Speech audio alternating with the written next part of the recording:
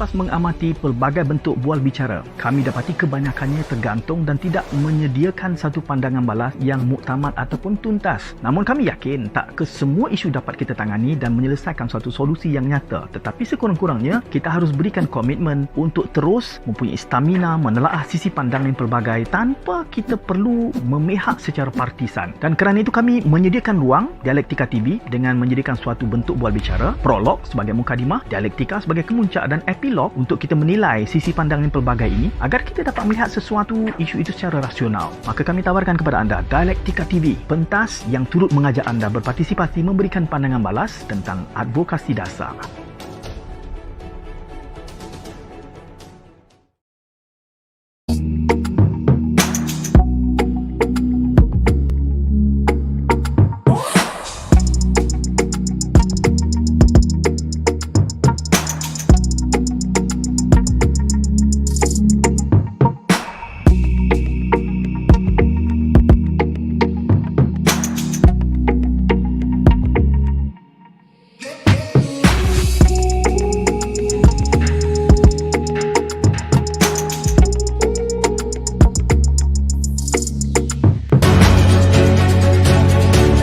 Ini adalah simbol betapa ada beberapa orang pada kita yang kata kena ada kesatuan Melayu.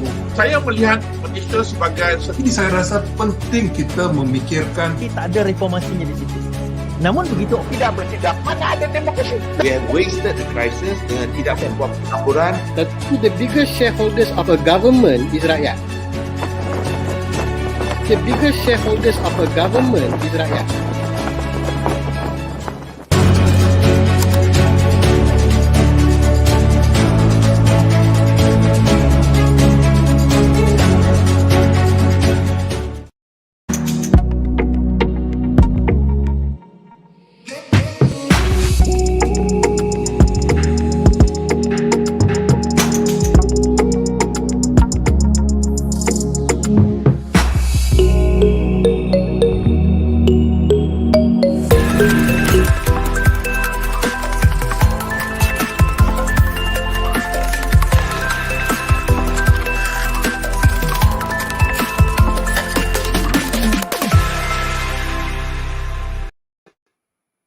Kita mulakan dengan memanjatkan doa agar dikurniakan pemulihan segera daripada bahana banjir ini. Masih ramai lagi yang terpalit dan sedang di dalam proses ataupun fasa pemulihan. Namun begitu, terdapat juga khabar berkemungkinan akan berulang semula limpahan hujan untuk hari-hari mendatang, dan itu realiti Malaysia di sepanjang musim tengkejuh.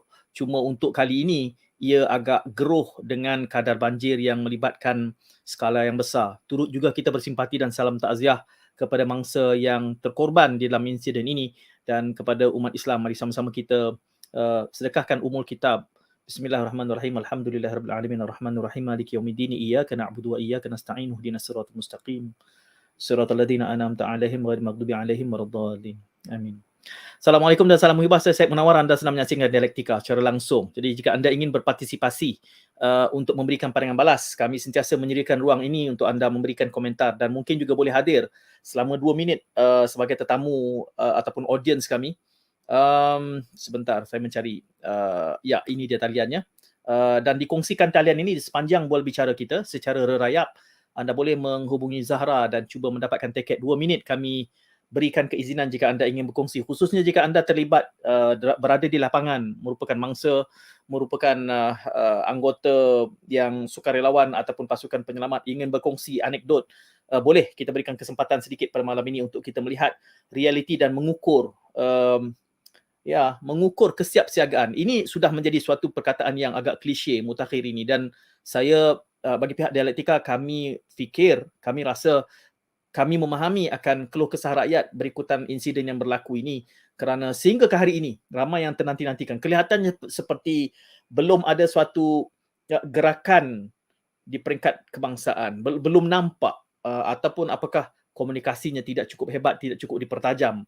Apapun, pada malam ini kami bawakan 2 panelis bagi memberikan maklum balas berikutan perkembangan semasa ini bagi kita memahami letak duduknya. Sementara insiden banjir dan musim tengkujuh ujung tahun ini merupakan insiden yang berulang, cyclical, setiap ujung tahun kita tahu. Dan ya, banjir besar yang baru saja berlalu sekitar 2014, masuk lewat sehingga 2015, masih ingat memori kita, ya. Dan kini berlaku sekali lagi, dan kita harapkan ia tidak menjadi semakin geruh dengan laporan hujan yang dilaporkan akan terus turun untuk hari-hari yang mendatang. 2 panelis yang kami bawakan pada malam ini. Panelis yang pertama adalah Presiden Persatuan Penyelidikan Air dan Tenaga atau singkatannya AWA, S. Piara Pakaran, kawan lama saya ini. Piara, apa khabar? Khabar baik saya. Ya, terima kasih Piara. Dan juga kami bawakan Prof. Wardah Tahir, Timbalan Pengarah Nexus Penyelidikan untuk Tenaga dan Alam Sekitar. Prof, Assalamualaikum. Waalaikumsalam warahmatullahi wabarakatuh. Ya, UiTM tidak terlibat, ya. Prof UiTM Shah Alam, ya. UiTM Shah Alam. Ya, alhamdulillah, dan kebetulan juga Prof pelajar bercuti, ya, dan diberikan cuti khas ini. Baik, untuk kita memahami topik ini, saya kalau boleh saya mulakan dengan Piara dahulu. Saya timbulkan beberapa isu awal tadi. Ramai yang marah-marah, tetapi mungkin kita menyentuh isu itu agak lewat kemudian, ya, kerana itu sifatnya responsif. Tetapi saya cuba ingin memahami pada peringkat ini. Saya nak tanya dengan Presiden AWA soal ramalan hujan ini, kerana kita selalu saja mendengar kita membuat keputusan berdasarkan sains dan data, dan dengan ramalan, ataupun apakah tidak ada ramalan pada kali ada, mengapa saya ubahlah soalan saya, Piara, kenapa ini menjadi kejutan dalam keadaan kita sudah ada data dan sains untuk melihat unjuran hujan juga monsun yang sedang melanda kita sekarang ni? Apa yang berlaku di belakang tabir sebenarnya? Apa yang dapat AWA kongsikan dengan kami?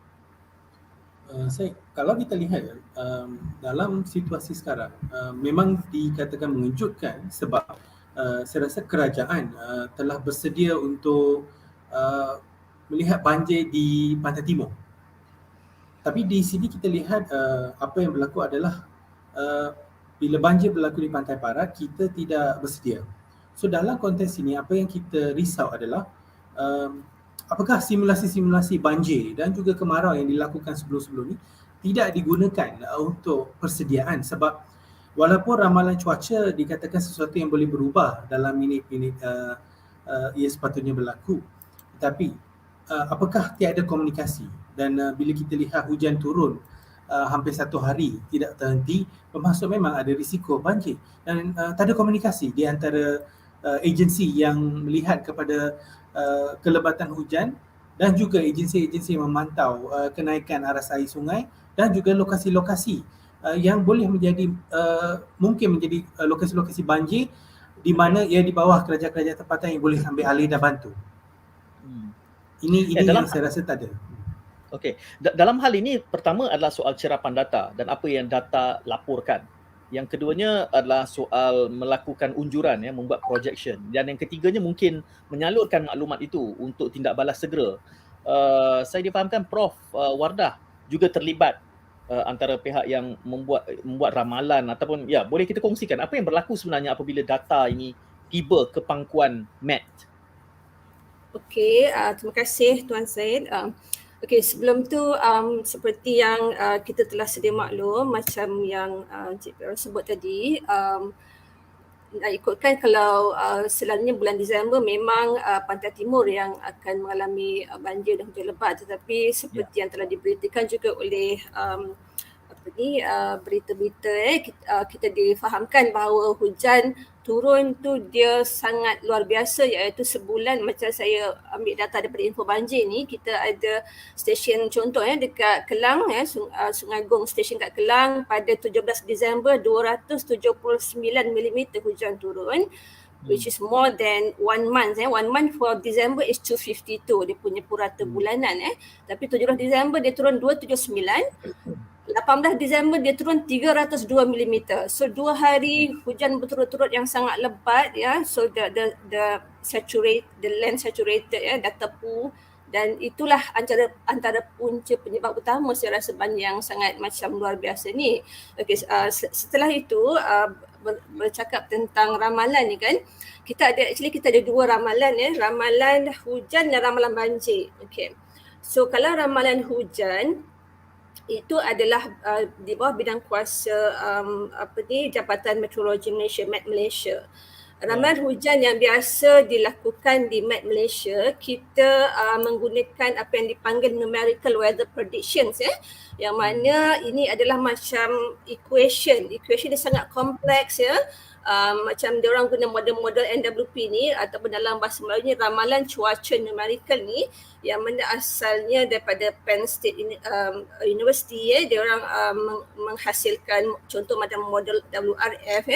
Model-model ni macam dia representing the atmospheric punya evolvement, pergolakan atmosfer. Dia macam cuba membuat persamaan macam relative humidity berapa, pressure berapa. Dia orang run the model, lepas tu dia orang dapat ramalan hujan tu. Ramalan hujan macam sekarang ni sampai 5 hari ke depan dia orang boleh ramalkan. Tetapi di situ ketepatan itu masih lagi orang kata ialah sebab kita meramalkan based on equation. Kita punya atmosfer ni sangat chaotic, sangat huru-hara.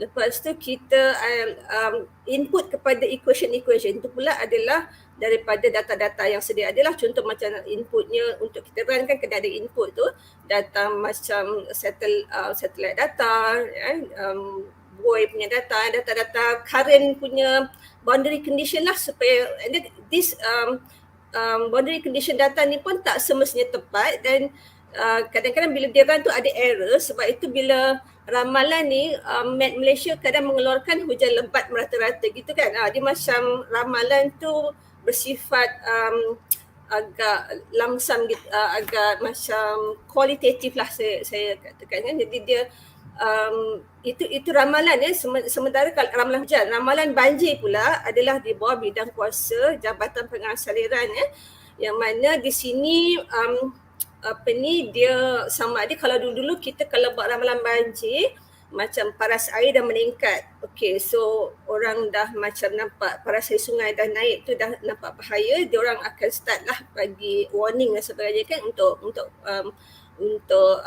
amaran banjir awal kan.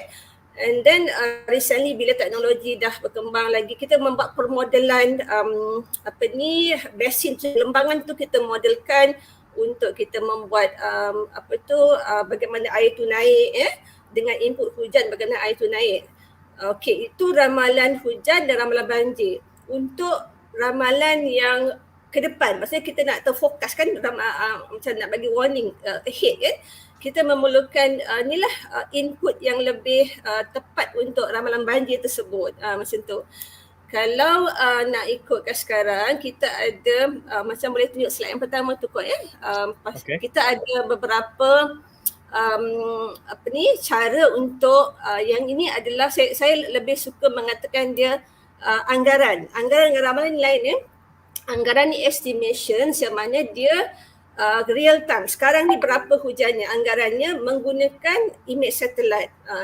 Selain daripada kita ada juga tolong hujan telemetric system yang mana dibawa data hujan daripada cerapan betul ya, hujan turun dekat tipping bucket, dia bawa data ni masuk dekat GPS ya untuk membuat input kepada permodelan kita.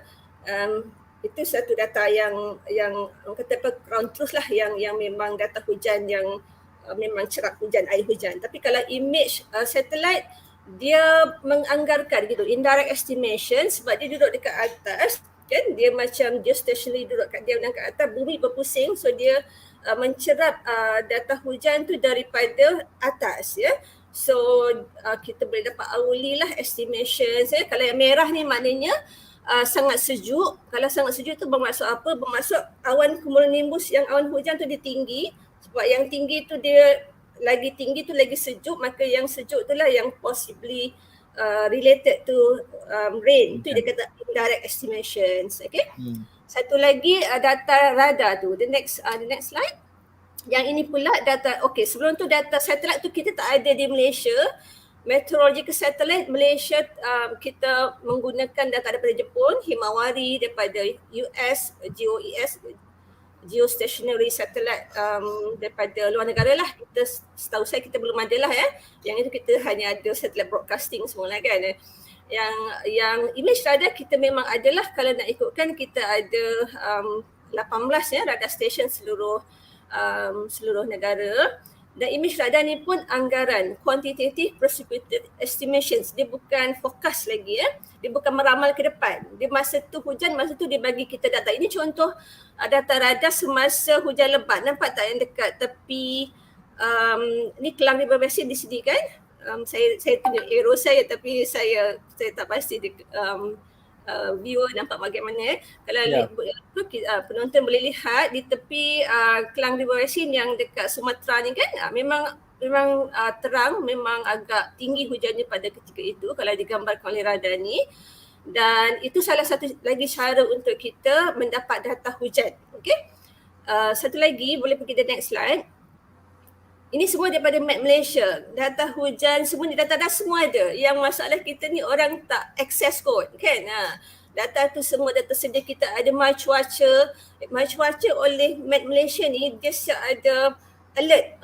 Taufan kejap lagi. Semua tu kalaulah rakyat boleh gunakan benda tu kan. Jadi benda tu sebenarnya kita dah ada sistem tu. Cuma kalau nak baiki lagi tu, kita canggihkan lagi boleh lah kan. Tapi masalahnya sekarang how many of us are actually using the apps that we have been developed kan. And then yang ini contohnya, ini kita gabungkan ramalan dengan estimations ya. Yang ini Met Malaysia dia boleh fokus ke depan hujan. Mereka membuat satu menggunakan model daripada South Korea kalau tak salah, visual model kan. Dia gabungkan radar tu, dia boleh buat advection, dia gerak-gerak ke depan campur dengan NWP punya. Tadi ada NWP ramalan 5 hari ke depan kan. So dengan ini juga satu teknologi barulah kalau kita boleh explore dan gunakan dia, but still macam saya sebut tadi, dan NWP sangat orang kata apa, uncertainty tu agak tinggi. Jadi kita kena cari jalan lah bagaimana kita nak memperbaiki lagi data-data input ni untuk jadikan ramalan hujan yang tepat sebelum masuk kepada ramalan banjir tu. Okay? Yeah. So gitu. Itulah basically cerita dia. Okay. Dengan pasal yang model tadi, kalau boleh last slide tadi, ada satu model. Ini kan, yang ini ramalan banjir. Ramalan banjir ni yang mana kita buat modeling lembangan. Contoh kalau ini lembangan, saya kira ini my junior buat research on Kota Tinggi. Dia buat simulasi lembangan and then bila kita modelkan, dia akan, kita nampaklah air tu naik macam mana dengan input data daripada, sama ada input data daripada hujan, kita boleh input data daripada radar, daripada satelit. Okay? Semua data-data kita boleh jadikan input untuk bagaimana air masuk melimpahi itu bagaimana. Itu permodelan banjir lah ya. Sekiranya dia hanya real time punya data, masa sekarang punya data daripada ketiga-tiga sumber tadi, maka dia boleh juga jadi ramalan banjir sebab bila hujan turun dia tak terus banjir. Hujan turun, bila dia hujan turun dia akan spreading throughout the basin kan. Bila hujan turun satu point tu dia another point tu dia tak gather lagi. So bila semua dah gather, all the rainfall have gathered in your catchment, dia akan bila dah semua gather tu dia banyak lainnya. The peak flow is when all the water dah gather tu lah ya. So itu di situ ada 2-3 jam lah. Kalau lembangan tu besar kita boleh macam fokus 2-3 jam lagi akan banjir. Daripada hujan kita boleh fokus kat situ. Tapi kalau lembangan macam urban area dia sangat cepat. Yang itu dia tak sempat. Kalau yang lembangan macam agak natural macam ni, ada air meresap, ada air yang excess, dia memakan masa lah nak jadi peak flow. Dia ada 2-3 jam macam lambat lagi nak jadi banjir kan. Tapi kalau macam urban area cepat. Hujan turun, dia macam 1 or 2 hours dah boleh jadi banjir sebab dia punya resapan kurang dan sebagainya. Itulah sedikit betul Prof. Banyak aplikasi kita ini yang sudah pun ada. Cumanya itulah dia menimbulkan lebih banyak persoalan kerana jika data itu sudah ada, mengapa tindak balas jabatan lain itu lambat? Kalau ialah kita bolehlah menyalahkan rakyat untuk tidak menggunakan data itu, tapi dengan anggaran dan juga dengan ramalan data yang digambarkan itu, mengapa jabatan-jabatan macam sebenarnya bukan rakyat yang tak tengok ni, seolah-olah macam itulah isunya. Kadang-kadang kita cuba menjustifikasi tetapi ia semakin menunjukkan bahawa penyelarasan itu. Tapi saya nak sentuh soal respon itu kemudian. Saya bawa dulu dalam konteks data dan sains ini. Bila kita ada ramalan, apa yang Ewa boleh nasihatkan soal julat margin of error? Kita ada kita ada data, tetapi selalu kita dengar bahawa negara maju pun ada waktunya gagal juga untuk memahami dan cuba membuat unjuran yang tepat ini. How do we respond to this kind of criticism ataupun response bila mengatakan it's not just about Malaysia but also ada country US also banyak typhoon ini dan mereka pun akan terbabas bila cuba untuk respon ini. Apa kata Presiden Ewa? Kalau kita lihat kepada situasi yang ada di Malaysia sekarang, Malaysia kita ada di iklim khatulistiwa ya. Dalam iklim khatulistiwa, apa yang paling penting adalah hujan. Ya, sebab hutan kita hujan tropikal. So kalau hujan tu kita tak dapat ramal, kita tak dapat lihat kepada ke depan tu apa yang akan berlaku, kita memang akan tersangkut dengan situasi sekarang banjir dan juga kemarau. Kedua-duanya boleh berlaku. So dalam konteks persediaan, kita lihat dulu apa yang berada di dalam lembangan sungai yang Prof tadi tunjuk tadi ya. Dari hulu ke hilir, kita lihat air akan terkumpul masuk dan akhirnya akan dilepaskan di laut. Dan dalam konteks ini, hutan-hutan dara ya, virgin forest biasanya ada kaedah kita panggil dia melewatkan air turun. Sebab hutan kita macam kanopi, so bila dia trickle down sampai ke kawasan tanah gambut ni macam sponge. So dia akan serap air dan lepaskan dengan perlahan. Tapi kalau kita lihat contoh Kuala Lumpur kita banyak kawasan yang tidak terlap air. So bila hujan turun dengan lebat, air akan naik dengan pantas. Sebab tu kita terpaksa pasang langkah mitigasi seperti semak tanah. Tapi situasi sekarang adalah kawasan-kawasan yang jarang dapat banjir juga dilanda banjir, memang disebabkan oleh kegagalan kita melihat kepada situasi ini. Sebab kawasan-kawasan ini kawasan lembangan berdekatan dengan sungai, Seri Muda dekat dengan sungai ya. Dan kawasan-kawasan di hilir, kawasan hilir ni bila hujan terlalu tinggi, dah 3 hari hujan, semua ini akan terkumpul dan akhirnya akan dilepaskan di laut. Dan bila arus sungai tinggi, saliran dari kawasan taman nak masuk ke sungai pun akan tak dapat lalu sebab air di sungai jauh lebih laju. So ini akan menyebabkan backflow dan eventually akan menyebabkan flooding.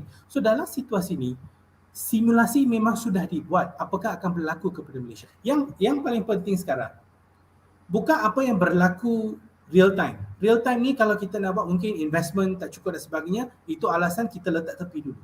Isunya sekarang, bila kita dah buat simulasi, kenapa kita tidak menyediakan package-package bencana di mana contoh Seri Muda, kalau kawasan tu dah nak banjir, kenapa tak ada communication, kenapa tak ada message? Kita ada communication tower yang boleh hantar SMS terus, memberi amaran. Kalau kita tak dapat beri amaran secara dekat, kita ada juga contoh helikopter, kita boleh mainkan siren dan juga cuba berpekik-pekik, pakai pembesar suara ke apa, kita boleh hantar mesej, tapi itu tidak berlaku selepas hujan 1 hari. Ya, so dalam konteks ni saya rasa itu adalah isu yang ditanya oleh rakyat Marhain yang kata kenapa kami tidak diberi amaran. Sebab kalau diberi amaran, mereka mungkin sempat mengambil barang-barang penting, ada yang kelaparan sampai 2 hari. So komunikasi, kenapa sebab secara kebiasaannya kalau dah 1 hari hujan tak terhenti, tanah kita ni dah tepu. So sekarang pun kenapa kita risau, sebab tanah masih tepu, aras airnya masih tinggi. Kalau hujan berterusan, bermaksud banjir memang akan berlaku. So apakah kita nak bersedia untuk menangani banjir yang akan datang, ataupun kita masih akan repeat benda yang sama, sebab kita kata ini sudden situation. Ya, pada peringkat ini saya sebab itu saya sebutkan tadi bahawa soal kegagalan respon tu saya rasa saya cuba untuk address lewat sedikit nanti, kerana orang sudah ramai marah itu. Cuma saya cuba ingin memahami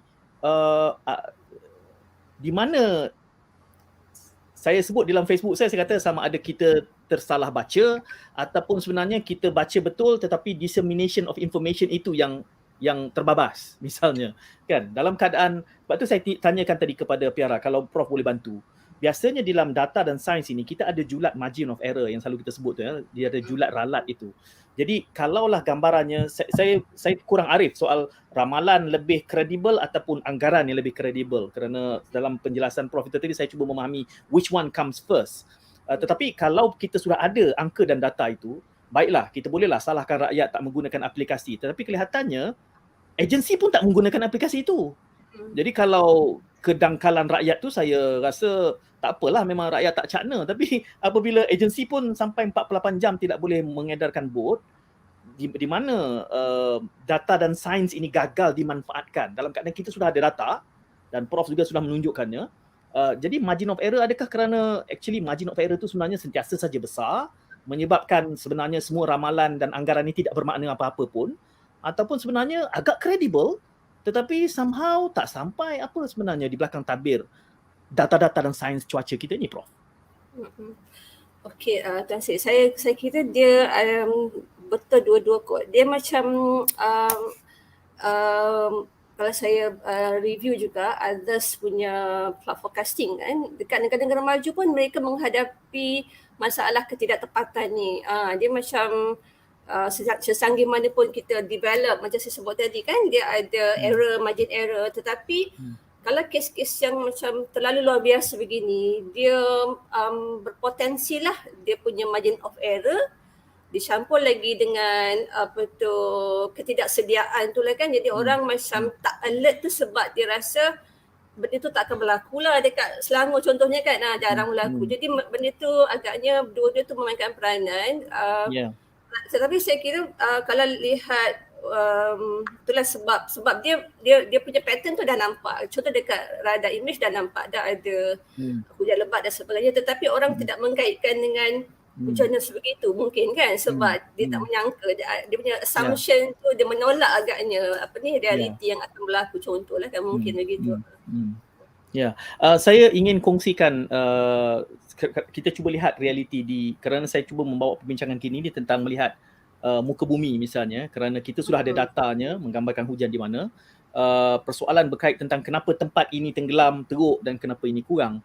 Ada satu artikel tahun 95 yang menggambarkan Taman Seri Muda tenggelam. It happened already. Taman Seri Muda. Dan menariknya kalau kita membaca artikel ini tahun 95, dia memberikan gambaran bahawa Taman Seri Muda ni tak hujan, tetapi naik air dan tenggelam. Dan ia pernah berlaku. Jadi dalam keadaan ia pernah berlaku, itu satu hal lah, nanti kita akan tuding kepada PBT lah pula kan. Sebelum kita menyalahkan siapa-siapa ni, saya nak faham, where does our science and data fail to serve this country? Dalam keadaan kita ada jabatan, 2 jabatan disebutkan tadi, kita ada JPS, kita ada MAT yang sepatutnya bergabung.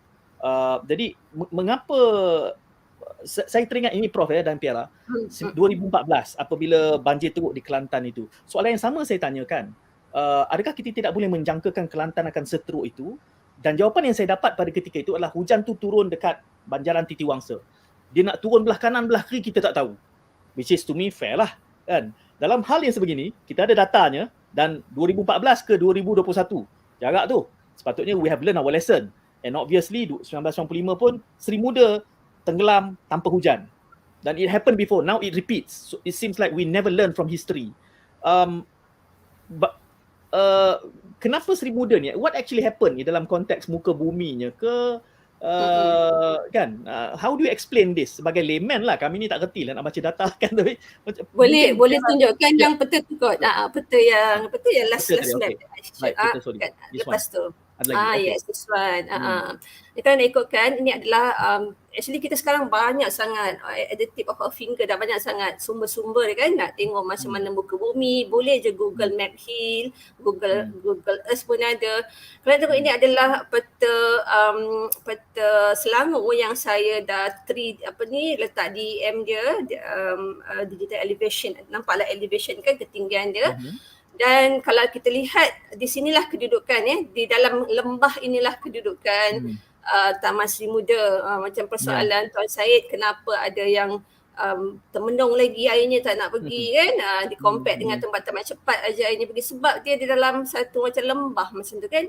Bila and then bila yang tanah lain masih saturated, masih tepu lagi, lepas tu kita punya saliran pun masih saturated. Saya tadi berjalan-jalan dekat area kita masih betul macam air penuh lagi kan dekat sungai tu kan. Jadi susahlah tanah air yang bertakung di tanah-tanah rendah ni, kalau kita lihat memang rendah, dia among the lowest lah. Kalau yang sini macam di KL atas sikit sini kan, tapi KL masih juga rendah. Minta maaf lah tak berapa jelas kan, boleh refer map kan. Dan memang itulah antara penyebab kenapa sebahagian macam Bukit Sanggang pun sama rendah. Dan lagi Bukit Sanggang tu dekat pula dengan Selat Melaka kan. Jadi di situlah sebabnya kalau Tuan Syed tanya tu kenapa yang and then yang kes Taman Seri Muda tu kan, saya difahamkan jugalah, tak tahulah betul ke tidak sewaktu pembukaan dululah awal-awalnya kan, sepatutnya tanah rendah tu dijadikan satu kolam tapungan untuk Shah Alam katanya kan, sebab bila sesebuah new development area tu dibuka kan, kita sekarang ni kalau kita ada satu longkang yang sebesar ini untuk air kawasan yang dibuka ini sahaja, maka ini longkangnya lah contohlah kan. Tapi kalau area itu dibuka baru, maka diperlukan satu takungan yang baru untuk menampung semua limpahan air. Dan juga kalau kita nak lagi selamat, buatlah yang besar-besar 100 tahun punya saiz kan, supaya banyaklah air boleh kita takungkan dulu sebelum kita adakan ke bawah. Jadi bila tak digunakan begitu, saya dengar tak digunakan begitu, dia ditambak sedikit untuk dijadikan kediaman bangunan, tambak tu pun katanya penuh. Jadi itulah jadinya agaknya kan. Saya dengar begitulah, kena siasat kot. Itulah. Saya pun mengharap ada siasatan yang lanjut juga, sebab dengarnya kata pemaju tidak tambak 2 meter, ditambak sikit je. Itu dah ada professional negligence yang boleh buka file case pula lah. Piara, komen soal lembangan ni tadi, Virgin Forest tadi, elemen itu satu perkara yang gone case lah kot. Kita sekarang tidak ada lagi gone case lah itu. Kalau kita lihat Seri Muda agak dekat dengan Sungai Kelang, Sungai Kelang lalu tepi Seri Muda, and gambar yang kita lihat tu menunjukkan memang kawasan tu flat. So bila kawasan tu datar dan dekat dengan sungai, bila sungai melimpah memang akan melimpah, sebab itu memang sifat semula jadi sungai. Bila sungai mengalir dalam lembangannya, kita ada paya air tawar, kita ada wetland, kita ada kawasan sungai tu, tepi tu memang akan sebab sungai tu biasa V-shape ke bawah, kalau yang deras tu dia akan mendatar sikit. So dalam konteks ini, kalau gambar yang baru kita lihat pun ada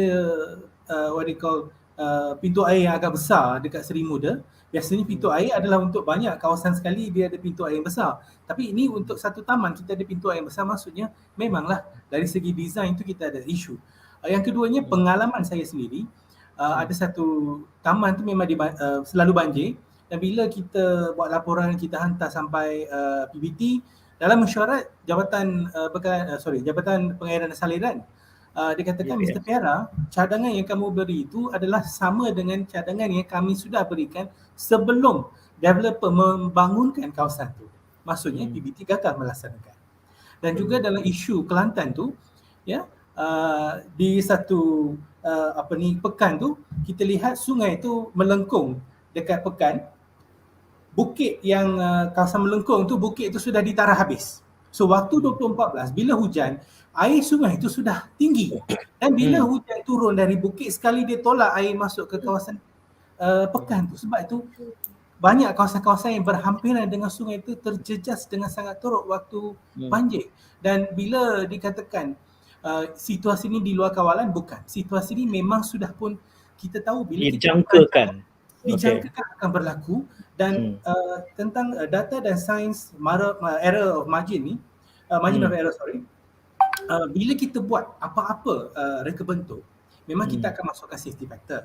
So dalam safety factor ni kita mengharapkan kita dapat mengawal 100% situasi di luar kawalan.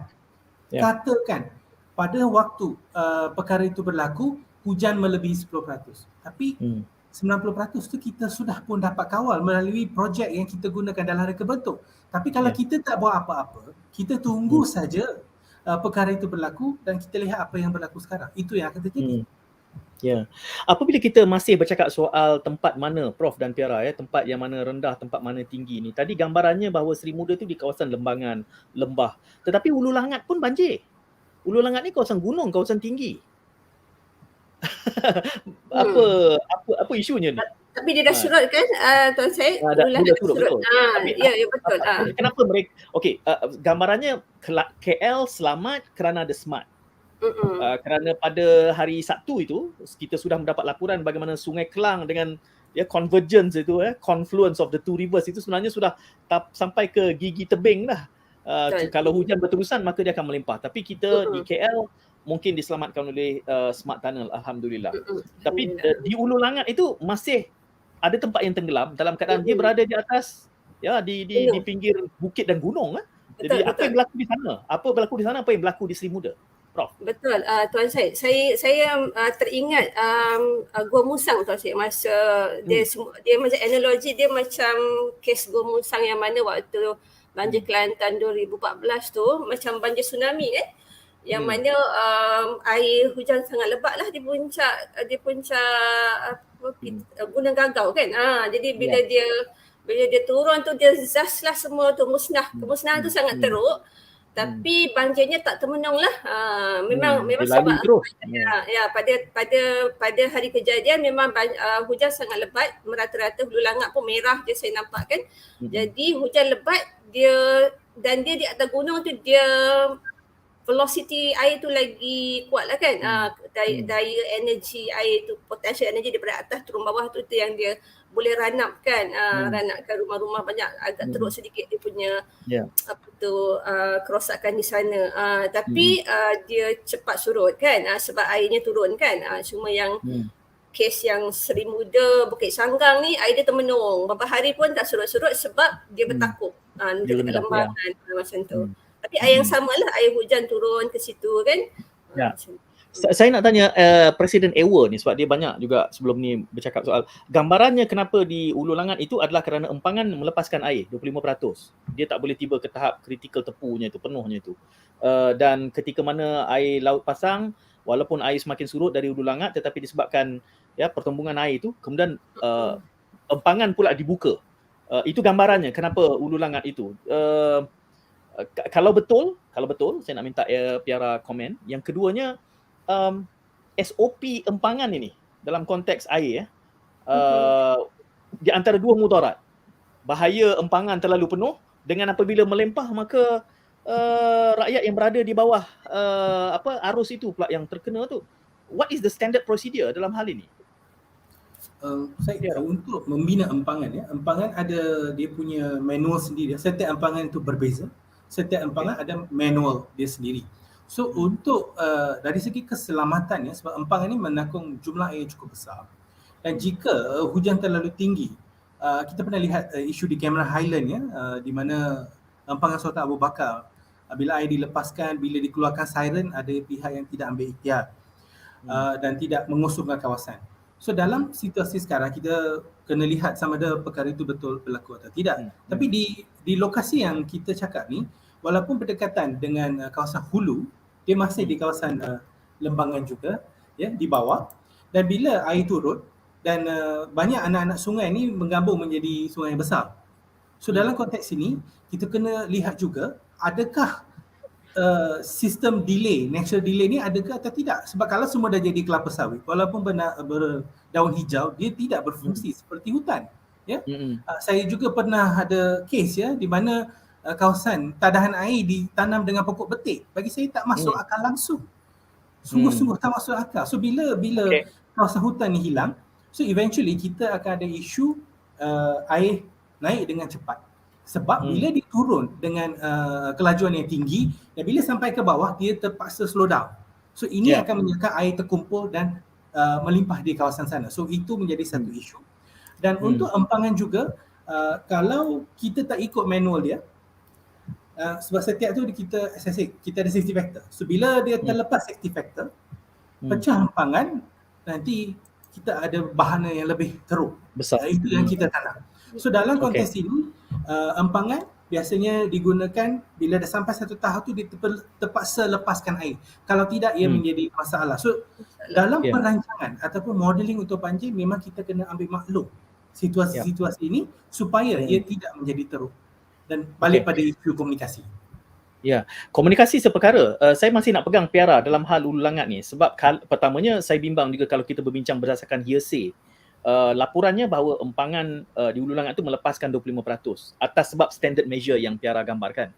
Tetapi kita juga tahu bahawa kawasan Hulu Langat tu adalah kawasan yang sangat popular dan banyak mula orang yang meneroka kawasan-kawasan itu untuk perumahan, rumah banglo mewah-mewah di dalam itu.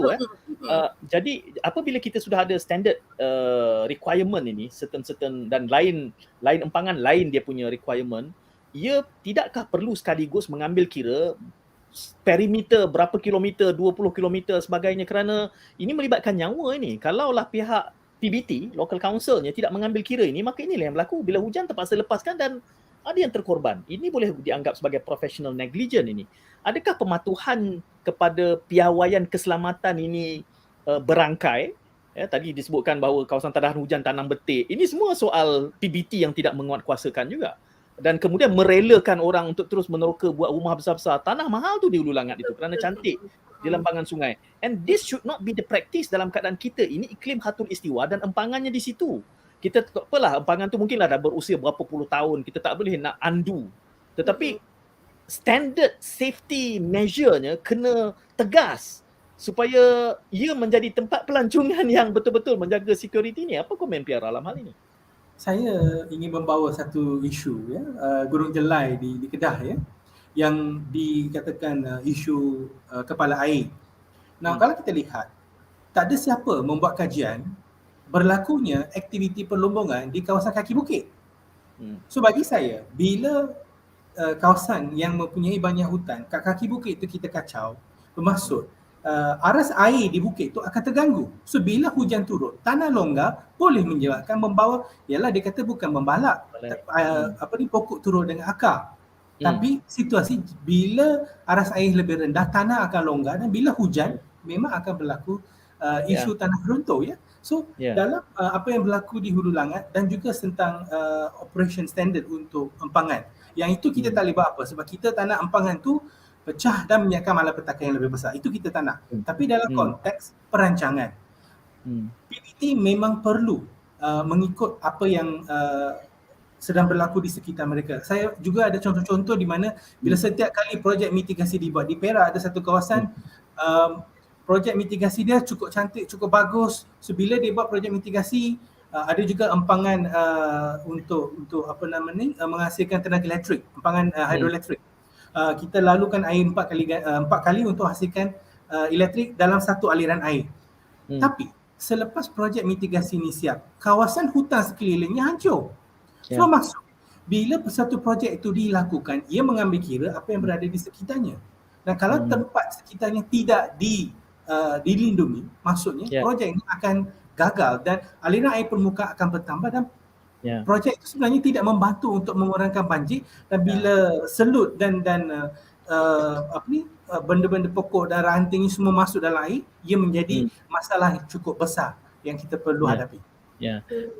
Piara, kita panggil je projek itu sebagai projek mitigasi tikus membaiki labu barangkali lah.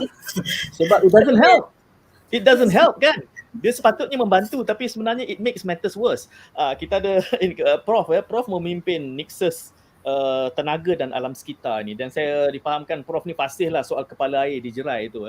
Memanglah soal boleh napi kata tak ada pembalakan, tak ada apa semua ni. Tetapi apa yang berlaku di Hulu Langat, ini kita ambil, tadi kita tengok Seri Muda, soalnya sama juga. Tidak mengikut SOP, kawasan tu kawasan tadahan hujan, kemudian ditambak perumahan, tambak pula tak mengikut spesifikasi, maka berlaku. Dan ini soal Hulu Langat ini, soal empangan itu. Dahlah banjir hujan lebat di bawah, empangan mesti melepaskan. Dan itulah orang yang berada di pinggir sungai itu semua akan terkesan. Jadi bila kita bercakap soal keselamatan ini, saya ialah membaca daripada kacamata marahainan, ia tak boleh dilihat secara poket. Betul tak? Kita tak boleh lihat hanya empangan, tapi dia kena lihat semua yang mengunjur sampai ke Kajang, sampai kerana saya ingat lagi antara insiden 2014 waktu saya mengendalikan Bual Bicara itu, komennya adalah JPS tahu Temerloh akan tenggelam lagi 2 jam. Tapi they can do nothing about it. Mereka cuma ada data, tetapi sudah terlalu lambat. 2 jam nak deploy orang Temerloh tu. Zaman itu ialah tak sekencang sekarang WhatsApp-nya. Jadi soal keselamatan dan mitigasi, kita mula bercakap soal mitigasi ni. Dia bukan hanya sebab saya tengok rakyat banyak bercakap kena bina benteng itu, benteng ini. Tetapi kita kena ada design thinking dan kita kena ada big picture yang menggambarkan lembangan, dasar PBT segala macam ni. They have to talk to each other. Betul. Saya nak minta Prof bercakap dalam hal ini. Yalah, betul. Saya sangat setuju apa yang Tuan sebut tu. Malah itu sepatutnya menjadi grand design kan, semasa membuat perancangan perbandaran kan, membuat satu keputusan kan. Sebab memang betul lah impact dia tu, kalau you nak selamatkan satu sebab boleh dipecah, empangan boleh pecah kalau macam terlalu banyak pressure from the water inside tu kan. Tapi pelepasan tu pun kena ada satu perancangan lah. You have to consider which catchment downstream yang affected kan, macam mana proses. Saya kira dia orang pun mengambil, sebab saya difahamkan dia 20% dikeluarkan perlahan-lahan. Jadi dia mengambil kira juga kan sebenarnya Tuan Syed. Cumanya saya tertariklah yang pasal Hulu Langat tadi tu, dia ada pembangunan yang saya kira, saya difahamkan banyak pembangunan yang agak sebab dia kesan kepada bila you develop the land ya, dia punya interceptions, hujan dah kurang and then resapan dah kurang, memang air akan run off tu akan lebih banyak kan. Jadi sebenarnya kena protect tu area seperti di Hulu Langat tu, kalau lah boleh lebih orang kata apa, sebab saya bila kita pergi luar negara kan, kita dah tak nampak sangat pembangunan sebab dia orang macam dah stable, tapi kita macam asyik nak botakkan tanah, nak buat lagi, tapi macam banyak rumah tak terjual. Saya kadang-kadang macam terfikir, apakah perlu kita buat sangat-sangat banyak pembangunan, meratakan bukit-bukit semua itu, tetapi kesannya tu sangat besarlah kepada masyarakat, kepada alam sekitar kan.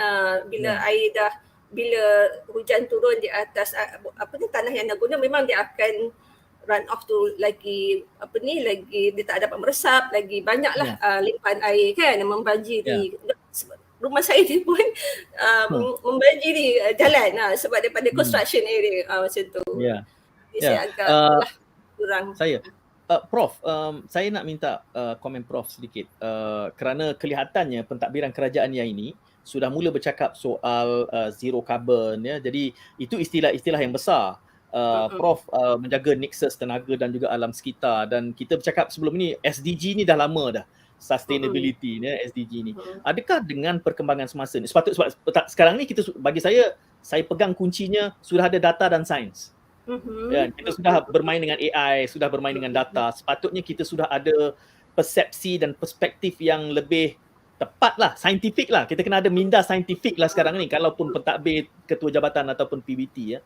Adakah Prof melihat dalam kerangka perancangan pembangunan buat masa ini, kerana Prof berpijak di atas portfolio alam sekitar itu, kita sudah mula memahami tentang SDG ni? Do you see any good example di mana PBT ni mula bercakap soal SDG dan mula meletakkan elemen-elemen SDG, ataupun hanya lip service dalam kalangan akademia? Saya tengok banyak universiti pencarah akan cakap soal SDG ni, tapi saya tahu kalau saya sebut SDG ni, penonton saya pun akan mula menyemak dekat Google apa SDG ni pula kan. Nak minta Prof komen sikit. Ya betul, Sustainable Development Goal ni ada berapa, 17 kan. Dia macam, contohnya macam, dia actually idea daripada internationally that we while we develop, kita pastikan semua ni synergize, lestari kan. Contohnya macam enough food security. Dalam SDG tu ada banyak elemen kan. Air yang bersih, water security, semua dalam tu. Cumanya yes, bila gagasan itu dikeluarkan, semua akademia pun okay, we work for it ya. And then of course this is a good thing for development ya. So government macam kerajaan yang ada pun move toward that. Macam contoh kami Kementerian Pendidikan itu adalah satu yang kami inilah cuba capai dan sebagainya, one of our agenda. So saya kira mungkin ada juga lip service-nya ya, mungkin ada juga yang orang kata apa tak faham sangat kan, mungkinlah lip service ni dia macam ikut kan orang nak tu dia buat tu, tapi mungkin dia tak faham sangat apa sepatutnya sepatutnya ruhnya tu di mana, internalize sustainable development goal tu secara keseluruhan. When you say sustainable, it's very comprehensive, yang mana you make sure tak perlu nak bombastic sangat, tapi benda tu you implement dengan careful lah, berhati-hati supaya benda tak terjejas dan sebagainya kan. Itulah saya kira bagus SDG, cumanya fahamkanlah lagi kan, mungkin benda tu kita perlu fahamkan lagi lah macam tu. Ya, bila sebut SDG ni, Piara dia boleh berceramah panjang lebar ni sebab pergaduhan dia dengan kementerian panjang bab air ni. Saya mula ingin melihat kepada topik berkait tentang agensi ya. Okeylah, agensi penyelamat tu satu perkara lah, mungkin tidak berpijak di atas portfolio tuan-tuan. Tetapi dalam konteks agensi seperti MAT, seperti JPS, how can we make things better dalam era data dan sains ini? Piara. Kalau kita lihat JPS sebenarnya ada kajian sumber air untuk 50 tahun ya. So bila kami buat kajian dan sebagainya, rujukan kami banyak rujuk data-data ni. Dan sebenarnya data-data ni boleh digunakan untuk membantu. Dan saya rasa JPS sendiri ada kepakaran mereka untuk meramal jika banjir akan berlaku. Tapi isunya JPS ni macam agensi ad hoc. JPS tidak mempunyai kuasa untuk menguatkuasa. Tak ada. Ya, sebagai contoh, kalau di Taman Seri Muda, JPS kata taman ni tidak boleh dibangunkan. Sebab kawasan ni sepatutnya, contoh sebagai isu tadi, mungkin menjadi kawasan detention pond. Okey? Dan katakan PBT membenarkan dan kawasan itu dibangunkan, JPS tidak ada kuasa untuk memberi work stock order. Tidak boleh menghentikan, mereka hanya boleh menasihatkan. So bila mereka menasihatkan sudah berpuluh tahun, so maka apa yang berlaku sekarang adalah situasi yang di luar kawalan.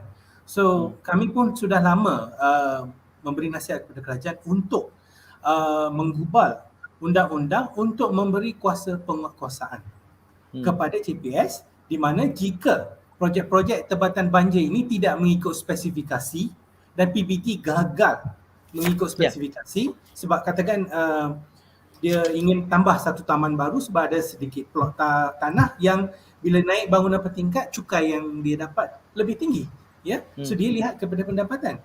So kalau dari segi JPS kata kalau kita letak bangunan di sini, ia akan menjadikan situasi di sana lebih teruk dan boleh menyebabkan banjir yang lebih teruk. kita tidak luluskan projek ini. So sama seperti proses EIA, Environment Impact Assessment.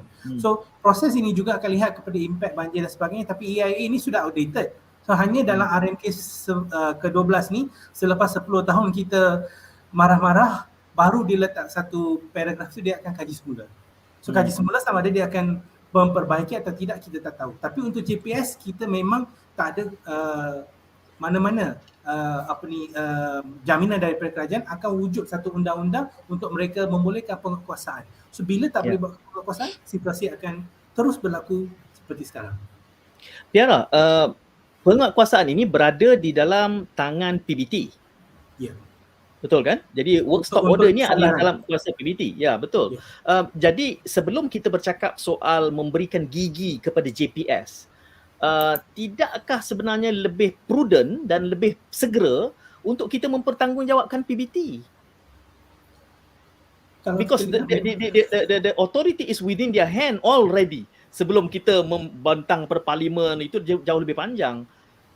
Kita harus mempertanggungjawabkan pegawai daerah, YDP, perbandaran, semua ini. They have to come forward and be accountable to the extent of professional negligence, kalau boleh dibuktikan. Saya rasa itu lebih segera, sebab saya posting, saya kata antara jawapan kepada kebuntuan agensi ini adalah kerana things need to be decentralized. Bila semua central, boat ni terabur, semua get ready untuk banjir dekat pantai timur. Rupanya boat perlu di Seri Muda, perlu di Ulu Langat, Jadi pihak berkuasa tempatan inilah yang perlu dipertanggungjawabkan. If this happens, ialah salah satunya saya sebutlah soal pilihan raya PBT. Saya jadi tak popular lah sebab dia kata habislah mengikis kuasa orang Melayu. Baik saya sebutlah itu semua siege mentality zaman kuno lah. Piara tak boleh sebut tu, tapi saya boleh sebut.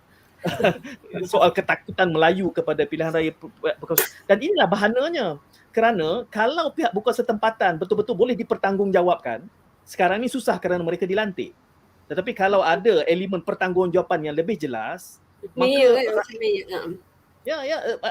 saya nak minta komen panelis juga, kerana Piara bercakap soal nak beri gigi kepada JPS, sedangkan gigi sebenarnya sudah ada kepada PBT, cuma PBT ni sama ada giginya tumpul ataupun dah rongak, jadi gigitnya dah tak cantik kan. Kalau saya utarakan isu ni, contoh ya, kerajaan negeri adalah sebuah kerajaan yang dipilih, bukan dilantik, betul?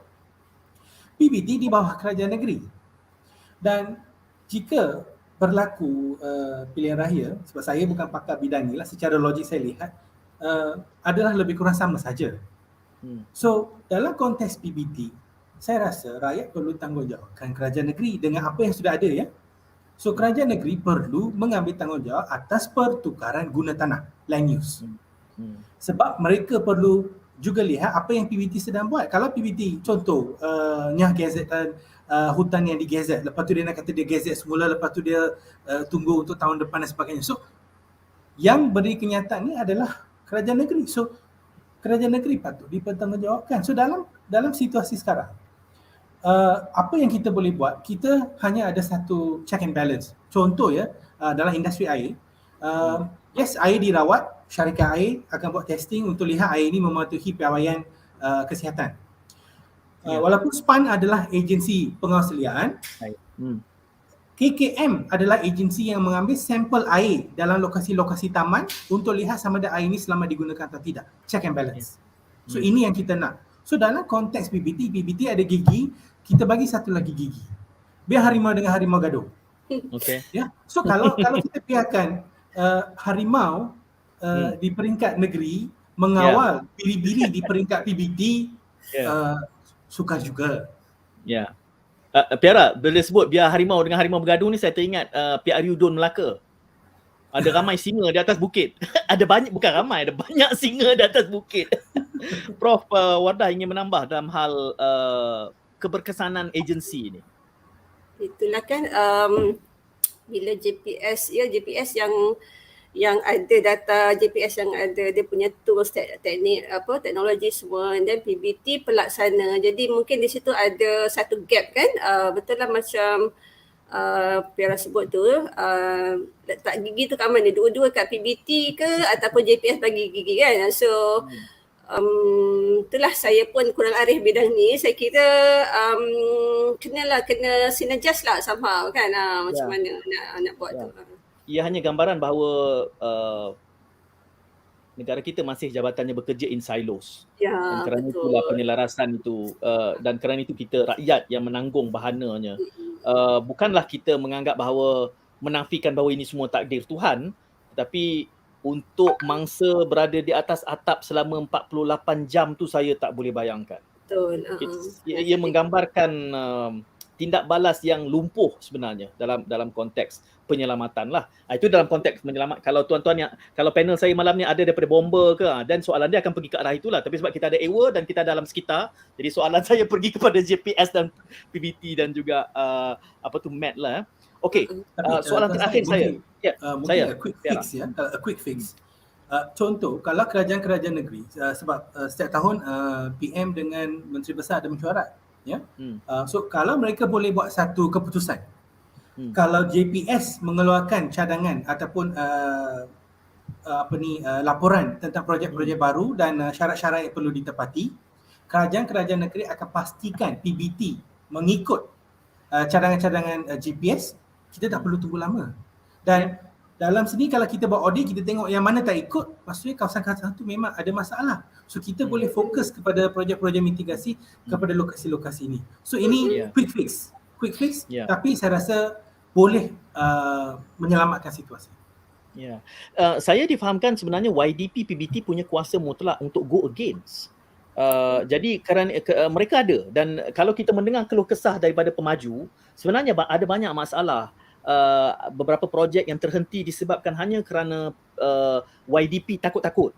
Jadi bila saya tanya ni, YDP takut-takut, is it because of political pressure, ataupun ada waktunya dia kata YDP PBT tu tidak buat keputusan kerana kalau dia buat keputusan, dia akan melanggar nasihat daripada JPS misalnya.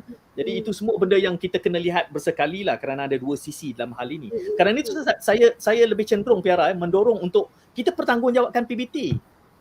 PBT has to be held responsible untuk perancangan, contoh Seri Muda. Kalau betul lah tuduhan mengatakan ia kawasan tak tahan hujan, sepatutnya ditambak 2 meter, ditambak hanya beberapa kaki saja, dan ini berlaku. Dan kalau orang Seri Muda masih boleh bersabar, mungkin 5-7 tahun lagi akan berulang balik, sebab 95 dah berlaku dan sekarang berlaku dan boleh berlaku lagi. Selagi tidak ada remedy perundangannya, things will carry on as it is, because we never really learn from what has already happened. Soalan terakhir saya kepada tuan-tuan berdua ialah, kalau kita nak layan marah-marah kita ni, setan masuk memang sampai ke subuh boleh sembang kencang kan.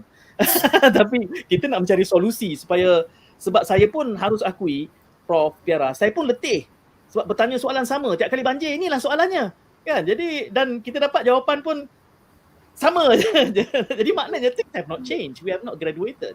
Jadi apa solusi jangka panjangnya kalau kita tak mau lagi lah berlaku ini? Mungkin kita berdoa lah hujung minggu ni kalaupun turun hujan tidaklah segeruh ini, dan kita hanya mampu berdoa lah pada peringkat ini. 2-3 hari kita tak boleh buat apa-apa, tapi sekurang-kurangnya rakyat sudah sigap dan bersedia. Bot dah dibawa dari Johor. Saya risau juga yang bawa bot dari Johor daripada Kuala Selangor ni, takut nanti mereka pula perlukan, jadi jalan dah terputus.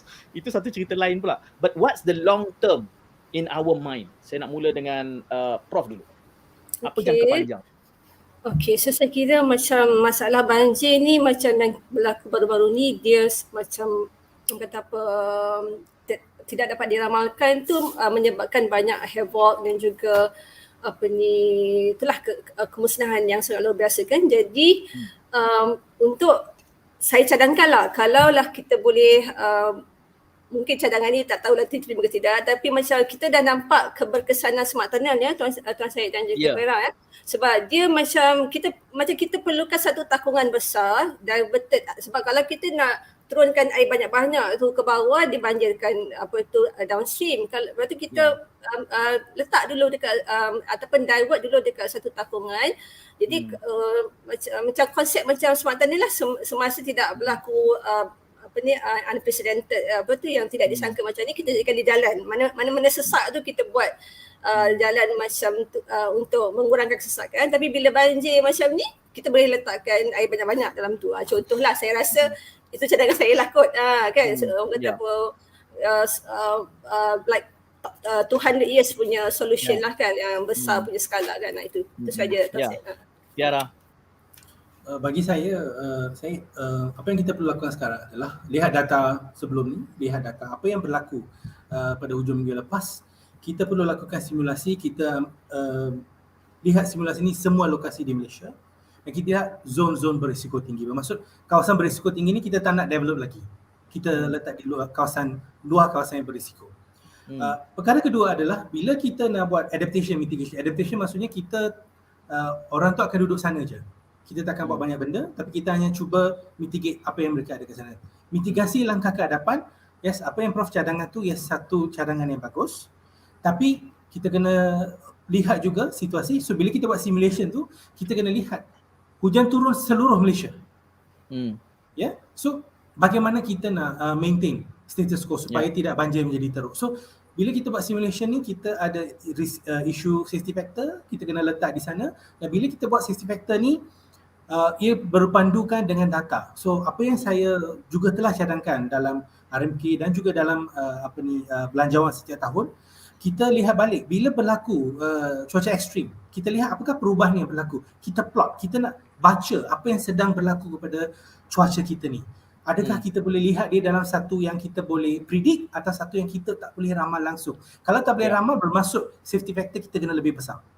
So kalau kita boleh ramal, kita letakkan safety factor. Sebab bila kita letak safety factor yang lebih tinggi, bermaksud cost projek akan lebih tinggi. So dalam konteks ini, penyelesaian sudah ada. Hanya saya harap kita bergerak lebih cepat. Dan apa yang kami lebih risau adalah kita juga lihat El Nino menjadi semakin singkat. Apakah banjir atau kemarau 50 tahun, 100 tahun ni pun akan jadi lebih singkat. So kalau itu adalah apa yang akan berlaku pada masa hadapan, bermaksud kita akan melalui dalam seumur hidup kita ni mungkin 2-3 kali kita akan lalui situasi serius ni. Ya, dan kita akan panggil semula Piara dan Prof untuk melihat semula apa yang berbeza semenjak episod yang ini dengan episod yang akan datang. Kita tak maulah ada bahana banjir lagi, tapi itulah yang berlaku pada saya 25 tahun dalam industri ini. Kita bertanya soalan yang sama dan mendapat jawapan yang sama selama 25 tahun. Jadi kita berharap kita ada komitmen barulah untuk melihat dan bukan hanya lip service, dan itu satu elemen yang harus kita tuntut sebagai rakyat kerana kita merupakan pembayar cukai. Ya, jadi semua kos pembangunan negara ini adalah datangnya daripada poket kita, titik peluh kita juga, bukan hanya soal pemodal-pemodal yang sudah sedia senang itu. Jadi Kamal Zairuddin Shah Omardin ni dia ada cadangkan, dia suruh kami panggil. Dia kata ada ni engineer JPS ditransfer ataupun tak tahulah, transfer ataupun resign. Dia suruh saya panggil. Kalau ada siapa yang contact numbernya, kita bersedia je. Itulah cabaran kami ni, adalah kita ingin mempolemik, mendialogkan, tetapi untuk mendapatkan wakil agensi, especially sekarang, agak susah. Kerana yalah, kita pun tak mau menambah tekanan. Selesaikan dulu. Cumanya selepas usai dan tenang-tenang nanti pun belum tentu ada kesediaan untuk tampil berdepan dengan soalan-soalan daripada rakyat. Kan? Nah, itu budaya yang kita pun kena ubahkan juga, sebab saya sebutkan tadi soal accountability. PBT saya nak panggil, JPS, MAT ni semua. Nak cuba bentangkan what went wrong. Soalan yang saya tanyakan kepada tuan-tuan berdua tu, sebenarnya saya perlu tanya kepada JPS, kepada MAT, kepada PBT supaya mereka boleh nampak apa yang rakyat sebenarnya nampak. Jadi saya nak ucap terima kasih. Tuan Syahid, ini cadangan yang kami sudah pun diberikan tetapi tidak dilaksanakan. Betul. Piara dah sebut tadi jawapannya sudah ada kan. Ya, itu elemen lain lah pula, soal political economy-nya. Itu panelnya lain lah pula, melainkan Piara nak bertanding dalam PRU yang akan datang ni. So steady. Kalau tidak, saya harap tidak. Ya, saya harap tidak. Piara jangan bertanding kerana saya perlukan pandangan Piara yang bebas itu. Jadi saya ucap terima kasih kepada Piara, kepada Prof dan juga kepada semua audiens kita yang bersama pada waktu ini. Dalam kesempatan yang akan datang, jangan lupa untuk hari Jumaat nanti kita ada Politikopi untuk melihat baru itu baru kita nak lihat politiknya. Malam ni panel saya bukan orang politik, jadi saya tak tanya soalan politik. Berlaku adil kepada Prof dan juga Piara. Jadi kita jumpa lagi insya-Allah dalam kesempatan yang akan datang. Terima kasih Piara, Prof, terima kasih sekali lagi dan selamat malam. Assalamualaikum, salam hibah. Waalaikumsalam.